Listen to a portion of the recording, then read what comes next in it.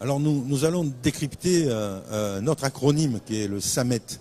Il fait partie de tous ces acronymes que dans l'entreprise, quelquefois on entend, quelquefois on n'entend même pas, parce que le handicap est peu ou pas pris en compte dans les entreprises, mais un salarié peut se retrouver à un moment de sa vie, suite à un accident, une maladie, en situation de handicap et être au bord de perdre son emploi. Et donc, avec Jérémy Gattuso, que je reçois maintenant sur le plateau de la web télé Salon CE, nous allons décrypter ce qu'est le SAMET. Déjà, on va décortiquer cet acronyme et puis voir comment on a recours au SAMET, à quoi sert le SAMET et comment il intervient pour éviter que, en plus du handicap, on ne se retrouve pas sans emploi ou privé d'emploi. Jérémy Gattuso, bonjour. Bonjour. Alors, décryptez-nous, SAMET, c'est quoi? Alors, SAMET, c'est l'acronyme pour Service d'appui pour le maintien dans l'emploi des travailleurs handicapés. Donc ça veut dire que, étant salarié, je peux avoir un accident de travail ou pas de travail et puis me retrouver en situation de handicap et inapte à mon poste de travail. À ce moment-là, que dois-je faire pour venir vous voir et dire « aidez-moi et aidez mon employeur à me garder » ? Alors oui, c'est ça. On peut même intervenir avant que la personne soit inapte à son poste. C'est tout l'intérêt de notre démarche. On intervient en effet pour des situations individuelles, donc un salarié, un agent de la fonction publique également, qui va avoir un souci de santé, un handicap qui pose souci par rapport à l'exercice de son métier. Dans ce cas-là, en fait, tout acteur peut nous solliciter. Bien évidemment, le salarié lui-même, le médecin du travail qui est un acteur important de l'entreprise et l'entreprise elle-même peut nous solliciter par rapport à la situation. Alors, l'éventail des handicaps est suffisamment large pour que vous ayez des compétences extrêmement larges aussi, puisque ça peut aller d'une perte d'autonomie totale avec un handicap moteur, mais des handicaps plus légers qui nécessitent des aménagements un peu plus légers dans l'entreprise. Comment on travaille avec l'employeur pour évaluer le besoin et comment on trouve le financement si l'employeur ne peut pas, lui, adapter avec seul sa trésorerie un poste de travail ou un chemin d'accès au poste de travail? Alors en effet, on intervient pour tout type de handicap. On est généraliste par rapport à ces situations-là. Comme je vous l'ai dit tout à l'heure, on peut être interpellé par tout acteur qui détecte une situation. Ce qu'on va faire traditionnellement, c'est que dans un premier temps, avant même toute intervention, on va analyser la demande. C'est-à-dire qu'on va contacter les acteurs principaux, l'employeur, le salarié, le médecin du travail, pour déjà recueillir les informations. Et aussi recueillir leur accord. C'est-à-dire que si on a l'employeur ou le salarié qui n'est pas d'accord pour qu'on intervienne, on va s'arrêter là. C'est rare, mais ça peut arriver.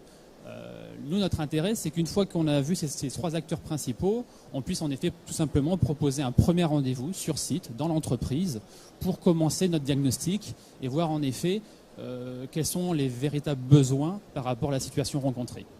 Alors, combien de temps prend le traitement de mon dossier? Parce que j'oublie pas qu'on est en France et qu'il doit y avoir des tonnes de papiers à remplir par l'employeur, c'est ce qui peut faire un peu peur aussi, et par le salarié, c'est ce qui peut faire que quelquefois on reste sur la réserve. Est-ce que la procédure est lourde? Alors, pas forcément. Ce qu'on essaie de faire pour justement alléger ces contraintes, on va dire, administratives, c'est d'anticiper. La première chose pour nous qu'on puisse intervenir, c'est que la personne soit reconnue travailleur handicapé, en tout cas bénéficiaire de la loi. On peut avoir une personne qui a une rente d'accident du travail, par exemple. Mais pour éviter d'intervenir trop tardivement, du moment que la personne va enclencher cette démarche, on va nous commencer notre intervention. Donc ça peut aller très rapidement.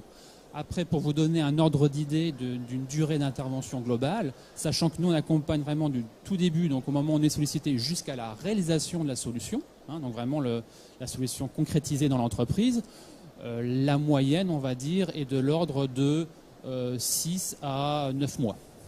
6 à 9 mois, quand vous avez un salarié qui n'est plus adapté à son poste de travail, ça peut sembler long pour un employeur pour le maintenir dans l'emploi. Qui intervient à ce moment-là pour expliquer à l'employeur que pendant le traitement du dossier, il ne faut pas que le salarié soit mis sur la touche? Comme je dis souvent, on ne fait pas du maintien dans l'emploi tout seul dans son coin. C'est-à-dire que nous, si on intervient, on va être en effet en ingénierie de projet, mais chacun va avoir son rôle dans ce qu'il y aura à faire en effet pour rechercher et mettre en place la solution. Donc nous, on va en effet essayer de coordonner les différents acteurs, que ce soit l'employeur, le salarié, le médecin du travail, les IRP bien entendu, tout acteur qui peut aider à faire avancer la situation. Donc on n'est pas sur un schéma séquentiel où chacun va faire sa partie en une phase, deux phases, etc. On va être vraiment sur un schéma où en parallèle chacun va pouvoir avancer sur la situation et ainsi réduire en effet le délai qui peut paraître long. Alors, on va prendre un cas concret qui est arrivé dans mon entreprise, c'est pour ça qu'on va le choisir. Une salariée a un accident, est en congé, est en arrêt maladie pendant assez longtemps et ne peut plus se déplacer de manière à monter des escaliers. Alors, moi je suis l'employeur, c'est un bon élément. Dans le déroulement de son poste, de sa tâche, il n'y a pas de problème avec son handicap pour se déplacer. En revanche, pour accéder à son poste de travail, il faut une assistance pour monter un escalier. Alors, dans mon entreprise, on a choisi une situation radicale. On a amené son poste de travail au rez-de-chaussée. On a refait tout l'aménagement.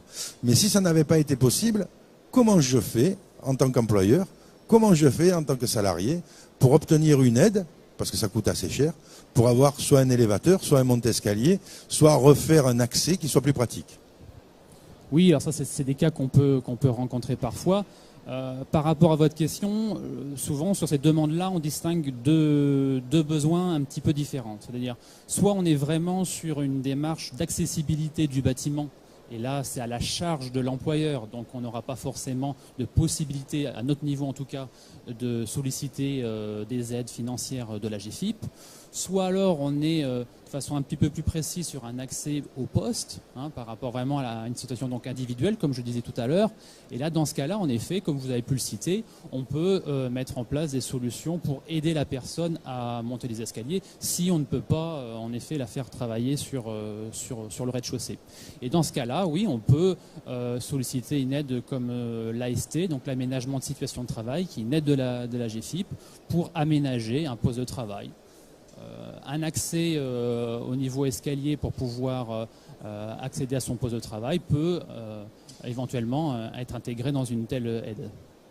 Alors, là encore, on se rapproche de vous. Vous venez, vous constatez et vous évaluez. Donc, avec une équipe, j'imagine que c'est pas vous tout seul, Jérémy, qui allez dans l'entreprise et qui décide. Il doit y avoir des ergonomes, il doit y avoir toute une équipe qui se déplace.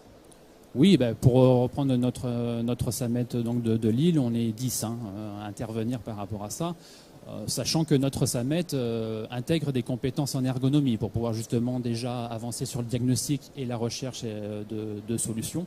Si la situation s'avère plus complexe et qu'il y a nécessité vraiment d'une expertise plus poussée en ergonomie, on peut solliciter une prestation qui est également financée par la GFIP pour faire intervenir en effet un ergonome qui va faire une étude ergonomique comme on l'entend classiquement pour émettre des préconisations, mais des préconisations qui vont être réalistes, c'est-à-dire qui peuvent être mises en place dans l'entreprise et qui vont être chiffrées. Donc c'est-à-dire qu'il y aura même des devis en préconisation de l'ergonome.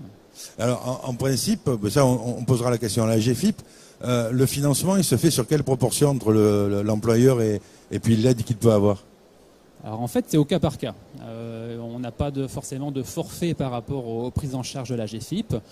Classiquement par rapport à une situation, on va monter un dossier administratif d'aide financière à la GFIP et selon la situation, la GFIP va plus ou moins financer.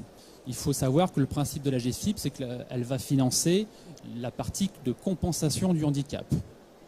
Donc notre rôle, notamment au niveau du SAMET, c'est de déterminer cette part de compensation du handicap par rapport au projet global. C'est cette partie-là qui sera financée par la GFIP. Donc c'est un message à passer. Aujourd'hui, si vous êtes employeur et que vous avez un de vos salariés qui se retrouve en situation de handicap de manière subite, c'est pas une embûche pour garder le salarié, le conserver, surtout s'il a des compétences. Il y a tout un tas de structures qui sont faites pour vous aider à maintenir le salarié dans l'emploi.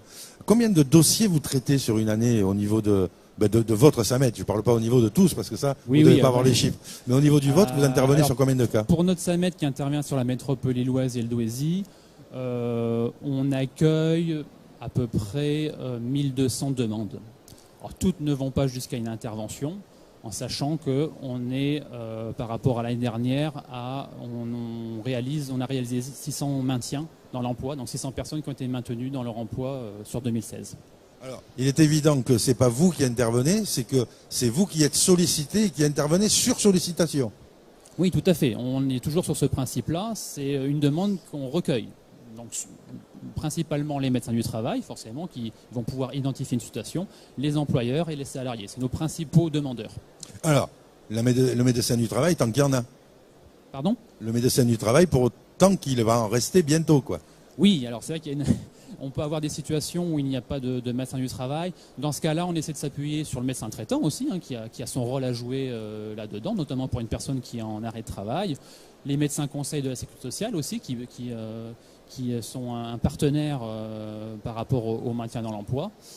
Et après, on essaie de voir aussi au niveau des services de santé au travail, quand il y a une demande et il n'y a pas forcément de suivi au moment où il y a la demande, de voir pour qu'un autre médecin puisse pallier à cette absence de façon au moins temporaire.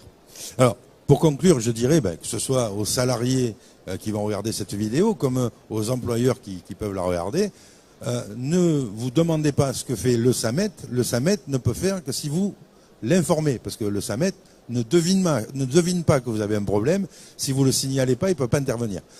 Donc n'hésitez pas. Alors, quelles sont les coordonnées du SAMET ici?